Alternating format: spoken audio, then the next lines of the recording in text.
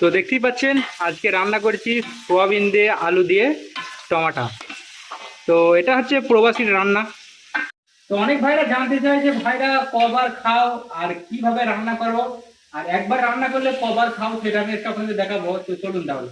তো দেখতেই পাচ্ছেন আজকে রান্না করেছি সোয়াবিন দিয়ে আলু দিয়ে টমাটো। তো এটা হচ্ছে প্রবাসীর রান্না। এটা আমরা একবার রান্না করেছি, 3বার খাবো, 3 বেলা খাবো, ঠিক আছে। তো রাতে খাবো, সকালে খেয়ে কাজে যাব, আর দুপুরে কাজ থেকে এসে খাবো।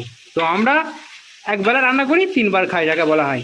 তো পাম বাগানে যতজনই কাজ করে, আমার মনে হয় মালয়েশিয়াতে পাম বাগানে যতজনই কাজ করে সবাই কিন্তু একবারই রান্না করে, 3বার খায়। আর রান্নাটা কেমন লাগছে অবশ্যই কমেন্টে জানিও, কারণ প্রবাসীর রান্না। এখানে দেখতেই পাচ্ছেন এটা হচ্ছে সোয়াবিন, আর এটা টমাটো, এটা আলু।